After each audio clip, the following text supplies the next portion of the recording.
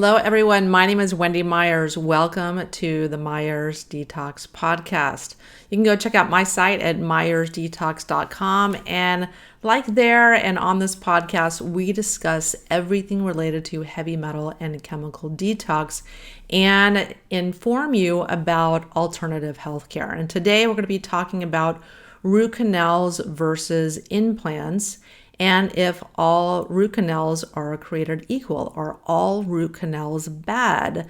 The answer may surprise you. We have Dr. Val Kanter on the show. She's an integrative endodontist who does root canal treatments and biological dentistry, but she's very, very advanced. She's been very proactive in educating herself, just consuming everything she can, all the research to help her patients not only avoid root canals, but helping to regrow their roots, doing properly done root canals if needed, and just really, really advanced techniques that we talk about today on the show.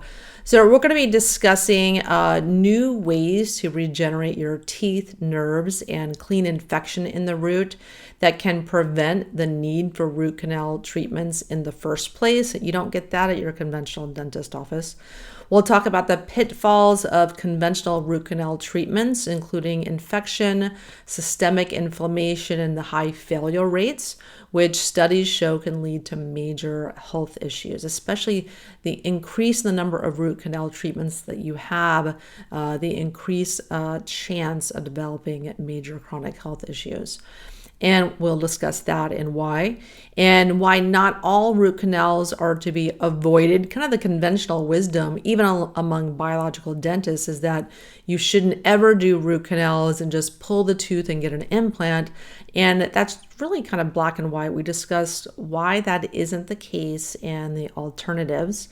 And we'll talk about new root canal techniques that don't have the infection issues and infection rates seen with traditional root canal treatments that are conventionally done today.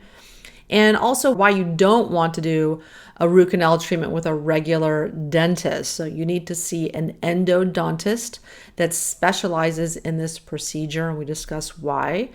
And we'll talk about the pros and cons of implants and the testing that should be done before choosing an implant, and new research that's showing you can actually regrow teeth. You can create this scaffolding in your mouth, and then your body will regrow a new tooth. So you don't have to get an implant. So it's really, really exciting. So fantastic show today. I know you guys listening are, concerned about the heavy metal levels you have in your body and toxin levels in your environment. So I wanted to create a really quick quiz that you can take that will give you the relative levels of toxins in your body based on some lifestyle questions. And so you can take that at heavymetalsquiz.com, and following that, you get your results based on your quiz, and you'll get a free video series that educates you on the most common questions and frequently asked questions that people have when they're thinking about doing a detox. Where do you start? What are the number one mistakes people make? Some supplements that you need that are key to do a detox. So you get that free video series after you take the quiz at heavymetalsquiz.com. Our guest today, Dr. Val Kanter, is a third-generation dentist, board-certified endodontist, naturopath, and certified practitioner of integrative biological dentistry and medicine. She is the founder of Integrative Endodontics, a Los Angeles-based clinic and a way of practice that takes a holistic approach to root canal therapy and other regenerative dental procedures. The focus is on relieving patients' pain and getting to the root cause of infections and diseases affected by the oral systemic connection. This patient-centered approach involves a combination of high-tech modalities, biomaterials, and compassionate care that stimulate natural healing and physical, mental, emotional, and spiritual well-being. Dr. Kanter is on a global mission to integrate her unique qualifications and experience into effectively fostering positive social and wellness changes by raising the consciousness of the medical and dental community. You can learn more about Dr. Kanter and work with her at i-endo.com. Dr. Kanter, thank you so much for coming on the show. Very, very excited to be here, Wendy. Thanks for having me. So, why don't you tell us a little about yourself and how you got into what is essentially biological integrative endodontics? But first, tell us what exactly is endodontics. So endodontics in itself, endo means inside, dontia means the tooth. So it's essentially doing treatment and procedures deep inside of a tooth. Traditional endodontics is very different than what I have found myself in today, and it was quite a journey to get me here. I started off as a little child running around my dad's dental office when I was a kid, and so I grew up around dentistry, really mainstream dentistry. His uncle was a dentist, and it's in the family. So went through my journey and went to the University of Florida for 10 years. So I was in Florida, in Gainesville, Florida, a very small town, very concentrated on school and just doing my thing. The day I finished, I went ahead and moved out to California. I was ready for the big city life, for the weather, much less bugs and things like that over on the California side. And I really started my journey of self-exploration. And it's interesting in dentistry because you have to set yourself, out from the crowd. In California, specifically in Los Angeles, there's a dentist on every corner. Now, being a specialist, there are much less of us around, but still there's plenty. There's plenty that any dentist can refer to. So it's a pretty interesting thing trying to figure out how you practice and how you set yourself apart. And it kind of just happened for me naturally. I was, going to yoga and starting to learn about meditation. And on that journey, it actually took me into understanding about fluoride, water fluoridation, the effect on the pineal gland. And then from there, I dove really deep and started learning about the effects of fluoride on the entire body. I worked closely with the Fluoride Action Network, and just that opened up a new world for me. Learned about amalgam fillings and the damages that could be causing. And it really stopped me in my tracks because I had been practicing dentistry with passion and really getting in this purely to help people, to make them feel better, to get them out of pain and get rid of infection, specifically in the field of endodontics. Like that's what we do, is we help people through pain and infection and trying to save their teeth so they can eat, smile, be happy. And so it was when I started learning more about the root canal controversy, it hit me pretty hard. And so I figured there has to be a way. I have to find an answer to this. And I spent years doing continuing education every other weekend. Every single dollar I made, I put towards education and really diving deep, and found out about ozone therapy and then laser therapy and PRF, using these biological agents that we can actually just take from the body and use these agents to put back in specific ways that will help the body regenerate naturally. So it's been a journey to develop this practice of integrative endodontics, which is essentially putting together all of the pieces of the puzzle and really looking at patients in a unique way, using precision-based medicine or dentistry, looking at each person and looking at their genetics, looking at their nutrition, and starting to break down what treatments are going to actually be best for you, what may be a burden on your body, and then customizing that treatment plan for each patient. Yeah, and primarily, like what you do is root canals.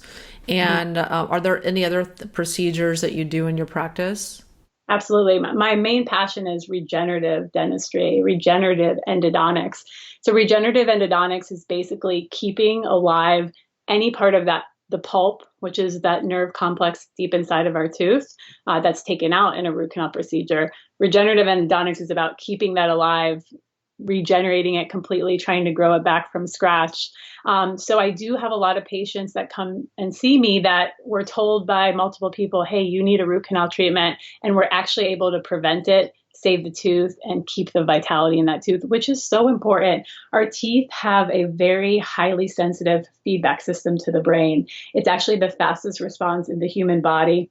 Or sorry, it's second fastest only to blinking. So how you can blink so quickly if something's about to get into your eye. your muscles of the jaw when you're biting down. Maybe you've bitten on something really hard before, like a little piece of sand or a rock or something in your food that accidentally got in. Your jaw muscles immediately know to release. These are fast reactive fibers inside of the pulp or the nerve tissue deep inside the tooth. So when you have a root canal procedure, those are removed. That's it's troublesome because you'll end up biting harder on teeth that have root canal treatment done to them. So you have to be careful, and the dentist really has to know how to restore those teeth and in the big picture of your bite, put them back in place.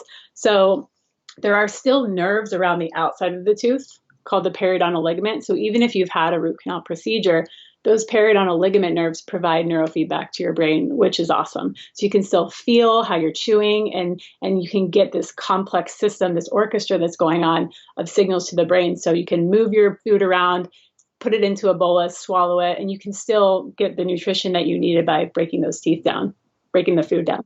Yeah, and we're going to get into restoration in a minute. And I wanted to focus first on the conventional wisdom around root canals, because, many people that are aware of biological dentistry, they say that all root canals are bad. And so what do you say to that? Because I think there's like a spectrum there. Everyone is different. There's a time and a place for certain procedures. And there's times when people need root canals as opposed to just pulling the tooth. So a lot of biological dentists are saying, don't do root canals, just pull the tooth. What do you say to that?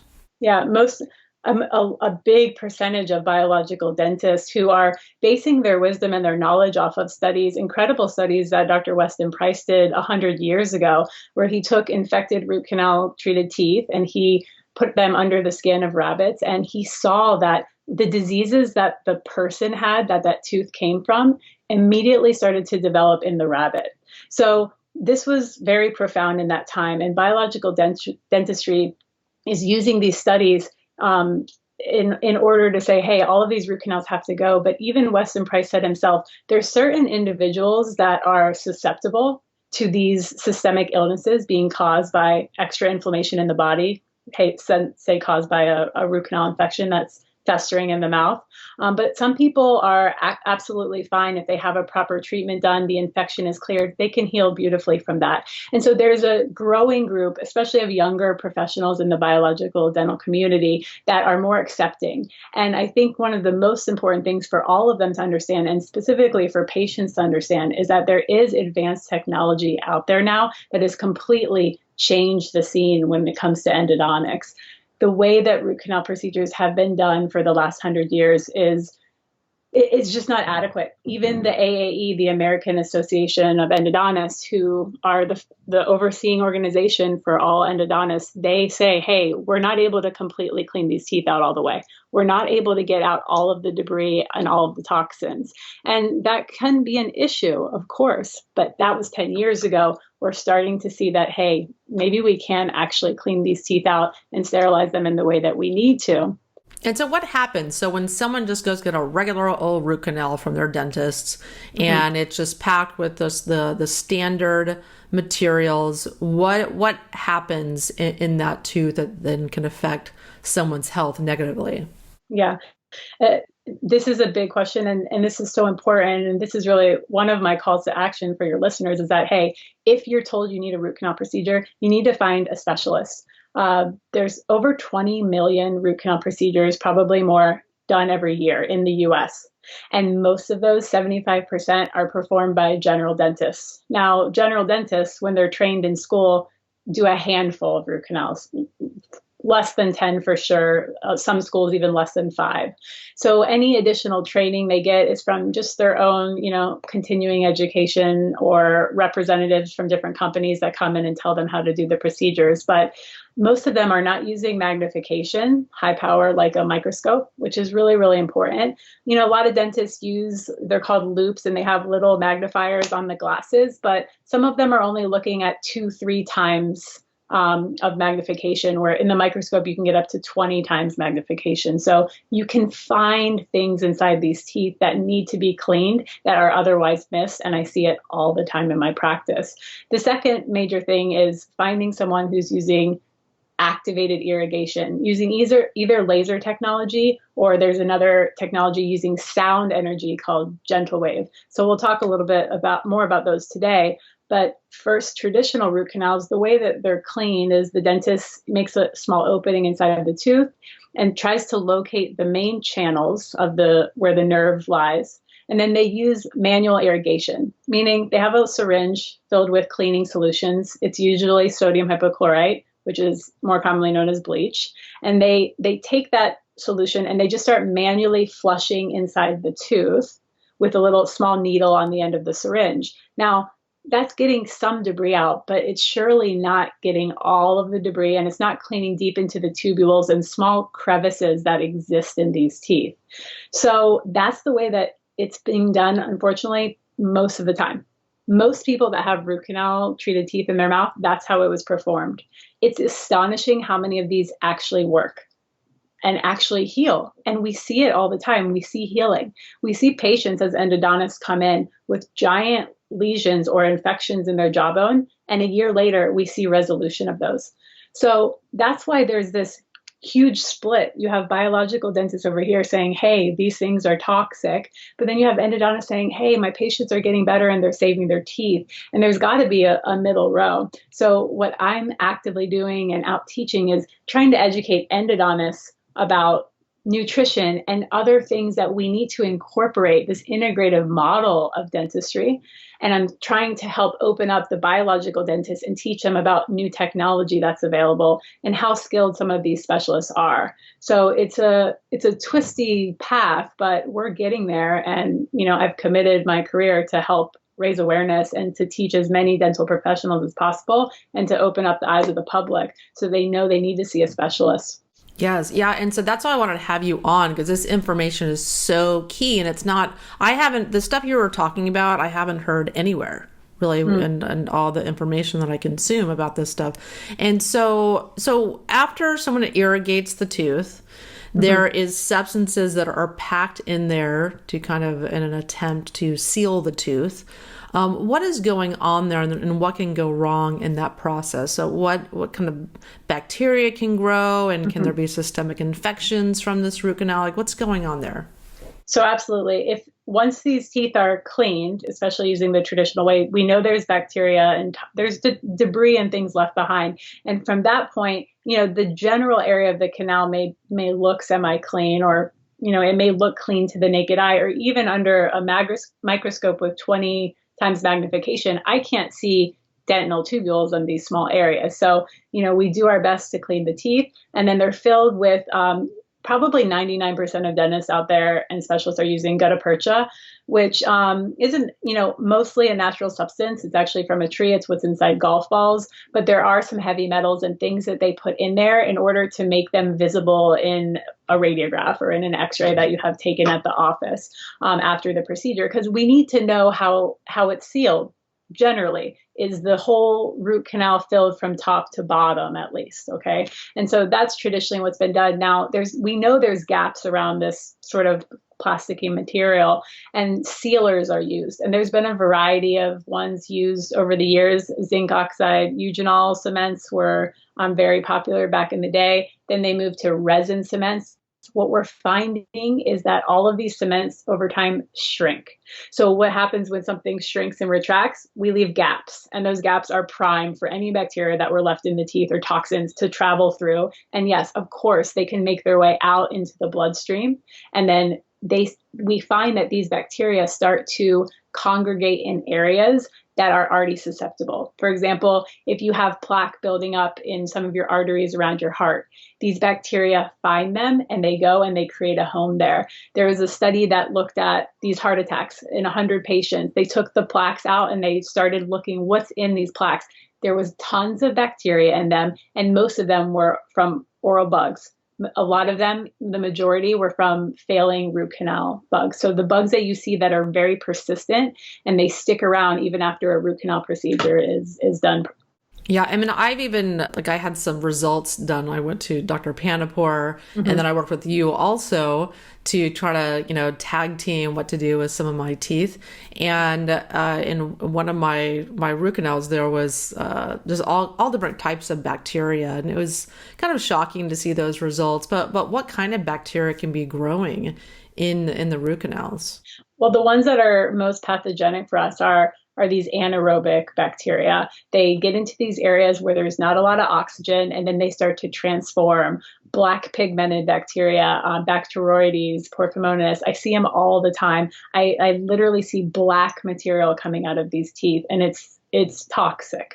They thrive. They start talking to each other. It's called quorum sensing when these bacteria communicate, and they transform into very, very, very virulent pathogens. So, are there safer and more advanced ways of performing a root canal therapy? Can you go into some of the things, advanced procedures and materials that you use when you do elect to do a root canal on someone? Yes, absolutely. So this is my second call to action for your listeners is that if you are told you need a root canal procedure, find a specialist was one, and find a specialist that's specifically using advanced irrigation technology. That's either the Phytona erbium YAG laser, which uses laser activated irrigation, or the gentle wave system. So I'll break each one of them down for you. The laser activated irrigation is used with a erbium YAG laser. Now, erbium YAG is the type of crystal that's inside of the laser. And when energy goes through this crystal, it creates a certain wavelength of light. Now, our human eye cannot see this wavelength. It's 2,940 nanometers long. But what happens is this wavelength is very specific to target water molecules. What happens is the water actually gets a shock wave formed in it when each photon of light hits it. So inside of a root canal system, instead of just manually flushing, the example that I use is if you had a bathtub that was just completely dirty, there's, mold growing on this thing. If you just fill the bathtub up with water and splash around a little bit and then drain it, you're not going to be cleaning any of that. But if you have a tsunami that comes through the window, it's potentially going to clean all of that stuff off the tub. And that's what's happening inside this really tiny space in the root canal. We're able to put the laser tip just at the top of the tooth into a solution that creates shock waves that travel down and in every crevice of the tooth, and it completely disrupts the biofilm on contact. I have videos of biofilm that you just see just getting thrashed and it's gone in seconds. Yeah, So nuke that I know, biofilm. yeah, it's amazing. I know it works because I've seen it and I've seen the healing that can happen afterwards. It's an incredible tool. Now, that laser does many other things. I actually use it for the regenerative dentistry I was telling you about. So when patients come in, if you have a deep cavity that's close to the nerve and your dentist is using a traditional drill to clean it out, when you're using the drill, you're removing the superficial decay, but you're getting deeper and deeper and closer to that vulnerable nerve tissue. And what are you doing? You're driving bacteria in the metal instruments down and towards the nerve tissue. So you're actually bringing bacteria into the deeper structures, unless you have a series of 10 sterile burrs and you're changing it throughout the procedure, which I don't know very many people doing that. I maybe know one or two. The beauty of a laser is that with every pulse of energy that hits the tooth, it's a sterile pulse. So you're just evaporating the decayed tooth structure. So you can get down to the nerve very gently and you can keep the nerve alive. Even if you actually touch the nerve with the laser energy, it just cleans and sterilizes it. And it all has to do with the certain parameters and settings that you have on the laser. You can affect different tissues differently. So while I can cut into tooth structure with a higher setting, I can gently remove parts of inflamed nerve with a lower setting and preserve the healthy nerve underneath. Or I can stimulate water inside a root canal system and create shock waves. And they're all with just different settings, just a couple touches on the screen of this very advanced laser system. So this is my go-to. And I highly recommend that every endodontist and dentist start looking into laser dentistry, and specifically the Phytona or an erbium YAG laser is the way to go because of its affinity for water. And our bodies are made of water, mostly Yes. water, right? So that's why it works so well in the human body. It actually even tightens the tissue. You can get rid of wrinkles, and all of these procedures done just from inside the mouth. So it's a pretty phenomenal machine. Now, the other way to clean root canal systems out is to use the gentle wave. This is using sound energy. We all know about sound healing and vibrations in the body. I mean, we all respond to these different frequencies, right? So this sound healing, it creates a platform, a closed system, and it cups over the tooth. And then it uses a suction and a vacuum, and this huge power of irrigating solution starts getting flushed into the tooth, and then the sound waves are generated, and that disrupts and cleans the inside of the tooth. Now, this company, Gentle Wave, is making huge strides and really getting out to all of the endodontists across the US. So it's very easy to find an endodontist in your area using the Gentle Wave technology. Just go to gentlewave.com, find a practitioner, and you'll get a list of specialists in your area that's using it. So that's a call to action is, hey, check that out. You can also go to Fotona.com and find out, hey, where are these laser dentists? I want to see one, because besides just the root canal story and endodontics, the laser can really change the whole way you practice dentistry. And I've discovered that myself over the last 5 years. And what part does ozone play in when you're working with root canals and saving teeth? Ozone's amazing. Again, I'm so grateful that I discovered it and entered into the world that had already been there for a very long time, but I was late to the party, but just in time. So ozone is incredible. You can use it in two ways. You can use it as an antimicrobial, so it's going to kill viruses, any pathogens, bacteria, fungi, all of it's on contact. So you can imagine how important that is when you're dealing with dental infections. It can also stimulate your own immune system in a natural way. So I use it in both ways. As far as cleaning out the root canal procedure, it's my final step. So after I use the laser throughout the procedure, and then I use the gentle wave at the end, then I go back to the laser. So I'm really hitting it hard with everything that I can. Then the final step, once the channels are open, I put the ozone gas in, and I use a small needle to go all the way down to the tip of the root. And sometimes I can even extend it out into the bone where the infection is. And I start applying a proper dose of the ozone for a proper amount of time. And that varies depending on the size of the infection. But the ozone gas can infiltrate into areas that liquid can't get. Gas is obviously going to be the easiest to penetrate into some of these areas. So it's a good adjunct in my practice. It's really, really helpful in the regenerative endodontics. So if I'm trying to prevent a root canal and keep a nerve alive, I found that the ozone is actually the best thing to calm the nerve down if it's bleeding, to sterilize the surface of these deep fillings, okay, underneath these deep fillings, and then placing the proper biomaterials. Okay, so we have new materials that are called bioceramics in dentistry, and they're amazing. They're basically made of minerals, and they can actually stimulate your own body's stem cells to recruit them to the area and to grow the necessary tissue. So if it's near nerve tissue, it'll grow nerve structure or dentin. It'll actually, if you put the material right on top of the pulp cells make our dentin. They make our tooth structure. It comes from the pulp, the soft tissue. So if you put the material on the pulp, you'll actually grow new tooth structure. It's incredible. So I see it all the time. We do the treatment, and a year later we take an image, and you can see a new layer of tooth structure that has grown down under the material. Very, very, very cool stuff. Wow. And so when you're doing, so you do a root canal, and then what is the material that you use to pack it, to fill it in, to kind of seal it off? So that same bioceramic. So the way that I've been practicing for the last couple of years is I actually inject the bioceramic material. It starts off as a liquid, and then over a few hours, especially in the presence of any humidity coming from in and around the tooth, it starts to set and it expands on its setting. So while most old materials would shrink and you get gaps, this actually expands, but it only expands a little bit, just enough to kind of seep into some of those little crevices, and it creates a very alkaline environment. So the pH gets up to 10, 11 when you place this material. So it's antibacterial in itself, and it recruits cells to start healing infections that may be in and around the tooth in the bone. So it's an incredible material. It's like calcium, silica is in there, zirconia.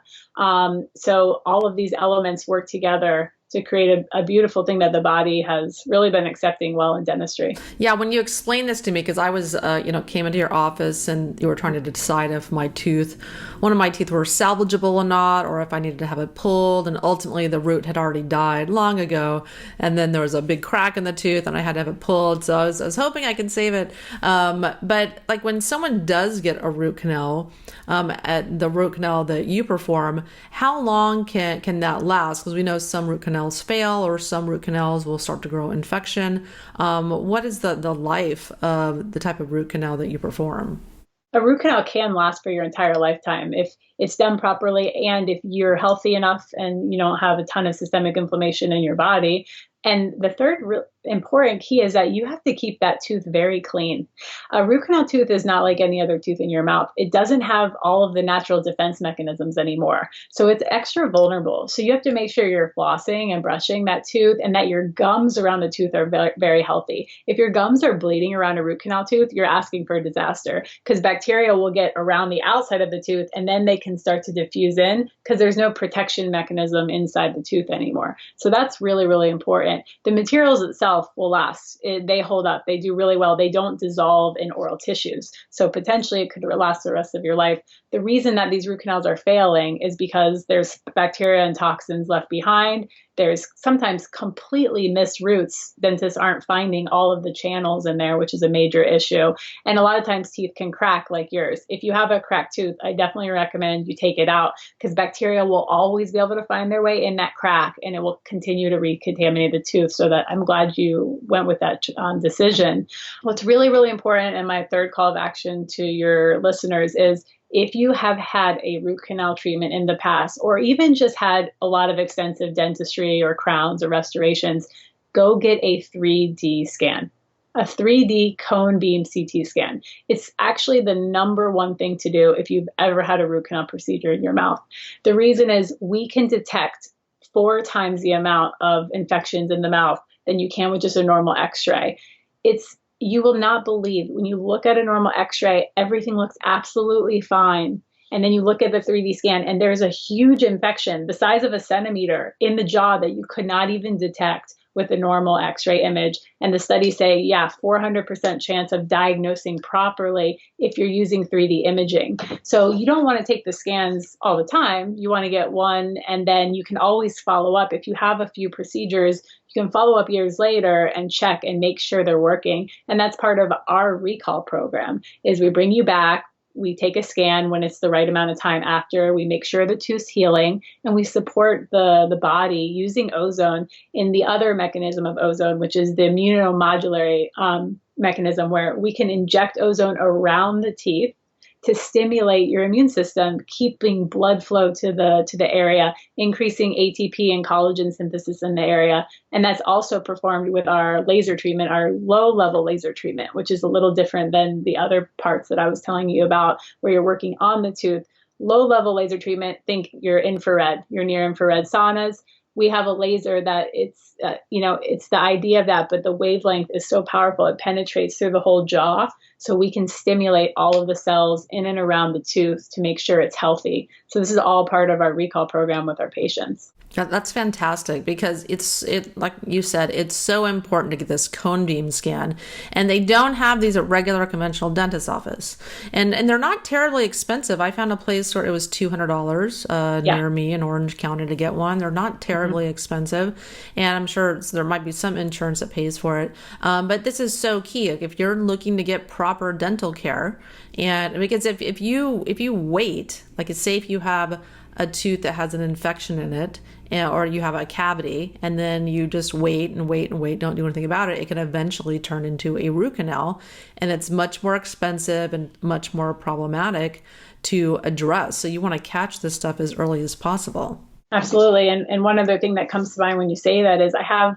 some patients that have been, with a biological dentist for years, and they come and see me and they say, hey, I didn't want to have a root canal because I know how bad that is. And I take an image and I see a huge infection on their tooth. And I'm like, hey, this is where it comes to a misunderstanding in the terminology. There's a few terms that are thrown around, like root canal. It gets confusing for, I think, the public and even dentists. We're not talking about it properly. a root canal is a space and anatomical structure in every one of your teeth. A root canal treatment is when you have the procedure done.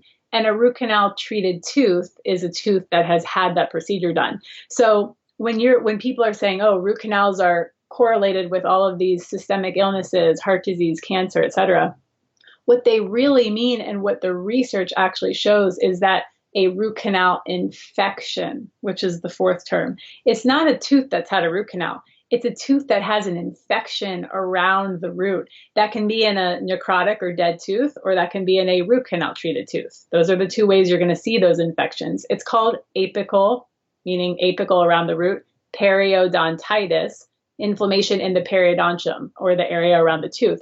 Apical periodontitis, there's a ton of research coming out how it's connected with systemic illnesses. Even in the mainstream journals now, they're saying, hey, it's increasing CRP levels in the body. It's increasing all of those pro-inflammatory cytokines and mediators. And so there's a direct connection now. It's not just, there's a very strong correlation. So we have to start addressing them. So I tell those patients, hey, when they come in and they've been avoiding a root canal procedure, but they have a root canal infection, I'm like, you actually have what you're trying to avoid. You have the worst case scenario right now. So it's important that you do something about it. And injecting ozone can be helpful, and it's a temporary fix in some cases, but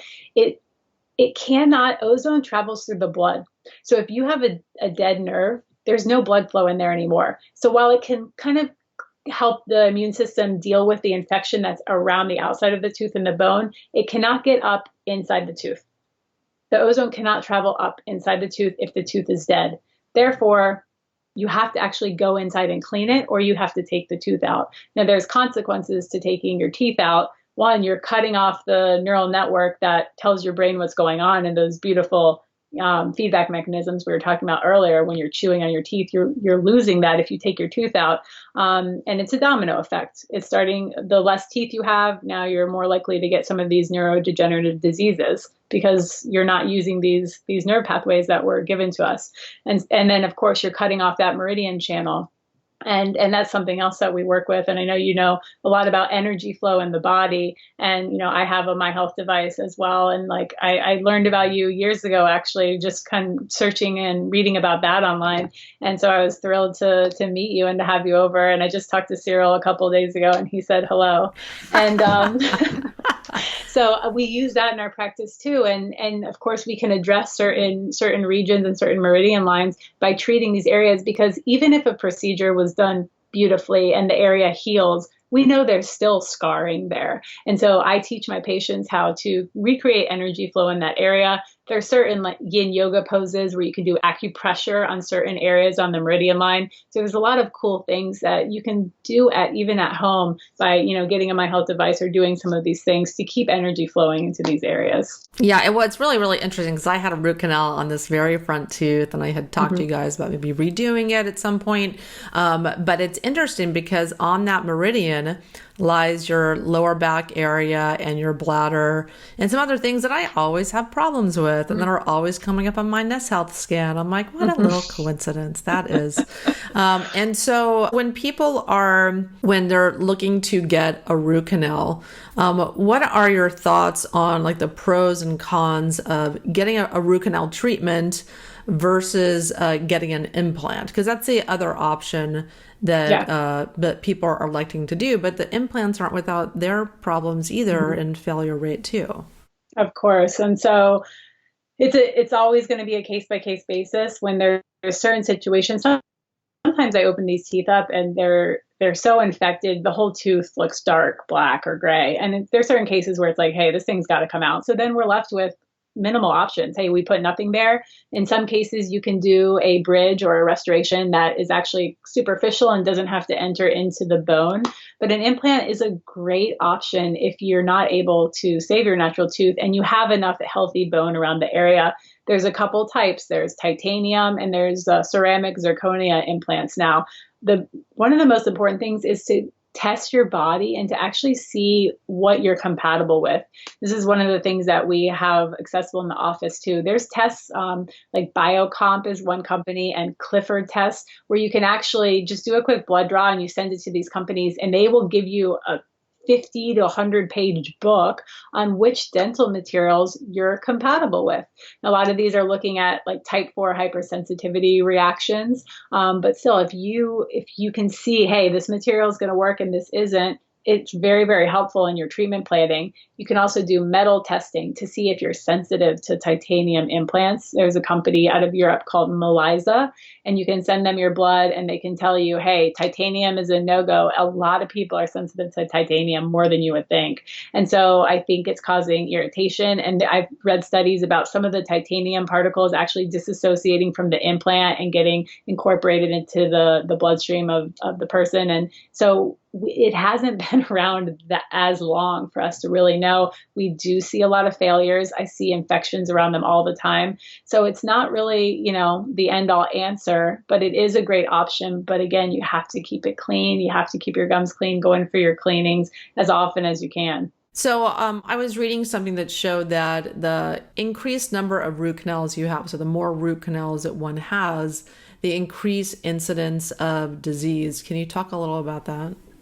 I was just reading a paper as well. It was looking at an animal study, and they induced root canal infections to see what went on in the systemic body, what's happening. And if they just created one root canal infection, it didn't really alter the systemic markers. But if they created four, there was a significant increase in systemic inflammation in the body. They were looking at CRP and certain biomarkers like that. So yes, for sure, it's like the more you have, the more at risk you are, especially because how are those procedures being done? And it all goes back to, again, most of these root canal procedures are not being done properly. So our body may be able to, hold on if we just have one or two, but the more you have, especially if you're a susceptible individual and you don't have the proper genes to take that root canal healthily in your body, it can be a major issue.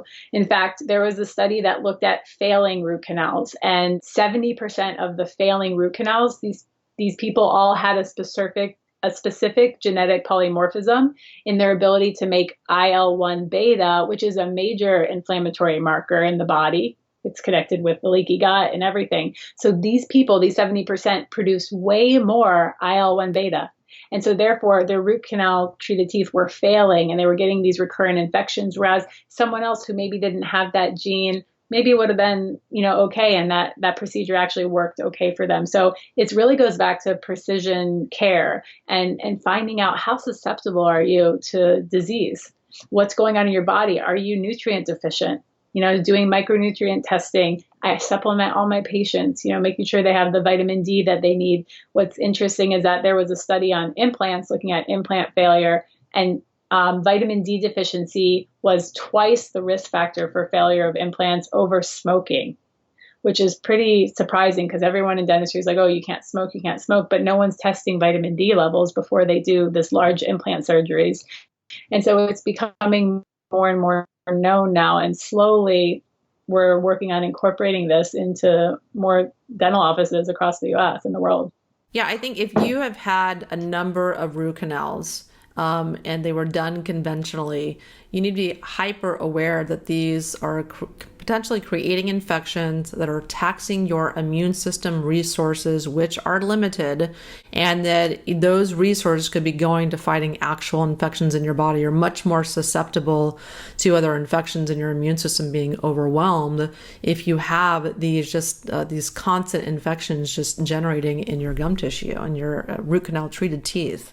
Absolutely. It's a contributor to meta inflammation or chronic low grade inflammation throughout the body. And this is what's connected to every major, chronic illness that we're seeing these days. So we don't want to create any extra burden. And this is something that, you can go and get this treated, and you can get it treated properly. I just had a patient yesterday that came in. I hadn't seen him in 5 or 6 years.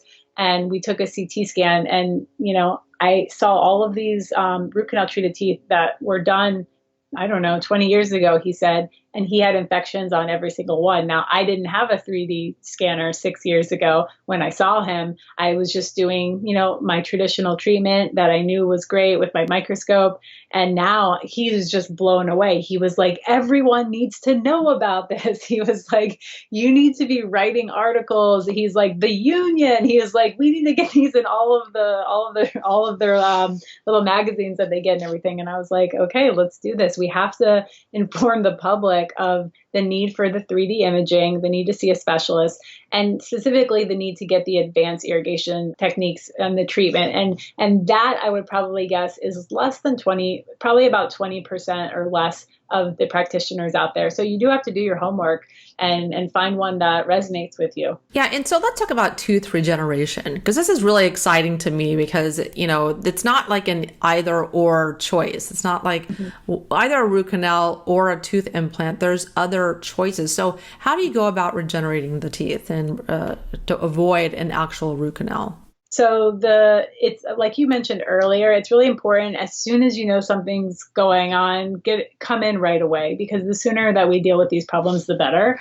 The procedure is critical to, like I said, use laser techniques to clean out the tooth properly, using the ozone therapy to clean the deeper areas and to calm the nerve tissue down, using the bioceramic materials, and then restoring the tooth properly so that it's sealed and you're using a biocompatible material. I see so many patients, a lot of young girls that come in and they say, hey, I had this filling placed a year ago. It's so sensitive, it hurts. And the filling's not even that deep. And 100% success I have so far with going and removing the filling with the laser, ozonating the floor, placing the bioceramic, and then placing a biocompatible ceramic permanent filling material on top. And the next day, the patients call me and they say, my tooth feels perfect. So I think it's just a matter of finding someone that's going to take the time and care to do these steps properly. And I have an educational program, so I have courses they can access on my website, i-endo.com. You can click on courses and find where am I teaching, so you can learn these series of steps. I teach at UCLA, so I'm slowly integrating this in with the students and trying to get it into the curriculum. It's challenging to break through procedures and ways of that they've been doing things forever. But finding someone who's open to regenerative endodontics, it's called, and there's for sure at least one specialist in your area that will give it a go. And a lot of us are passionate about it. I can't say all endodontists maybe, do it, but it's definitely a major passion for me is trying to keep the teeth alive. And it's my goal to teach more and more dentists how to do these procedures properly and restoring the teeth properly so that the bite is in harmony. Because if your tooth isn't fitting right in the bite, it can lead to so many issues. Your head position changes. You get pain in your neck and back. You can have an open mouth. So now you're basically sleeping and your mouth's open because the way your teeth don't fit together. Your tongue goes back, it leads to sleep apnea. So it's a major domino effect by, not having a occlusal positioning and restoring the teeth properly.